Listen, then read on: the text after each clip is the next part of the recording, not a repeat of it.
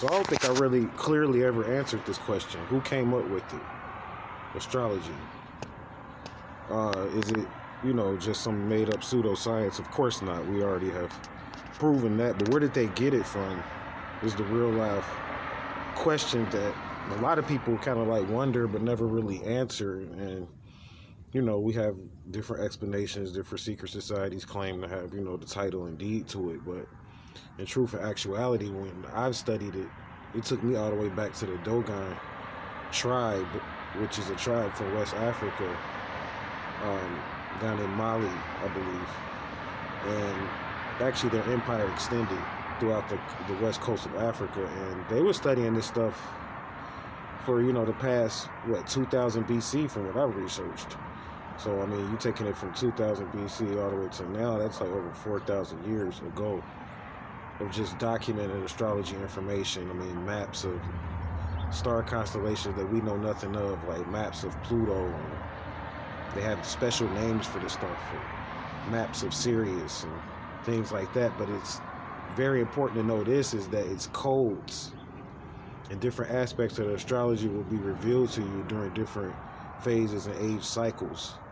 So like the Dogon information, honestly, to really even get into that information, you have to already have mastered the first 3 degrees of life.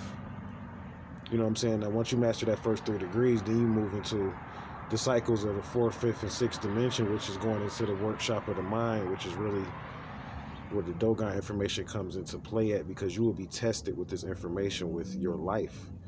And it's like, kind of like being in a chamber, to where you're going to be tested every single day from learning this information. When you get to the Dogon aspect, though, all the tests come through the mind.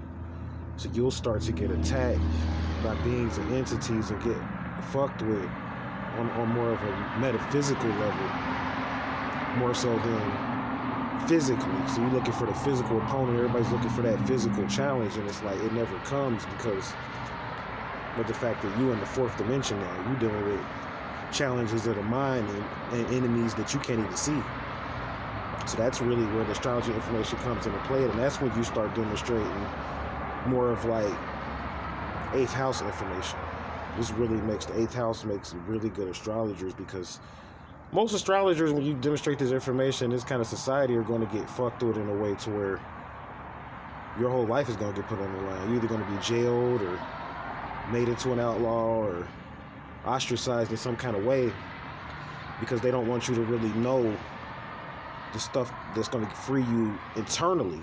See, that's what they're scared of, because you can make certain changes internally and activate certain codes, within, and crack certain codes within and start changing stuff on the outside without even moving. Like this is where you get into like the golden child type of mode, to where you affecting the outside world without moving, so they're going to isolate. You know how they did the golden child? Isolated them. This is why God said you can't come into his kingdom unless you come as a child. So I'm getting ready to go into a chamber right now and do a ritual. Just wanted to say good morning to you guys. Drop a little bit of knowledge. Astrology information goes way back, past 4,000 years. They never gave it out for free. It's written statements and agreements, and it was always an exchange made with governments.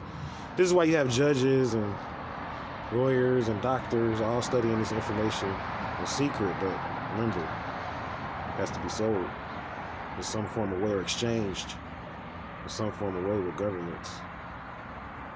So I'll be coming up with more origins of metaphysics. Where did this shit really come from? Coming up with more soon.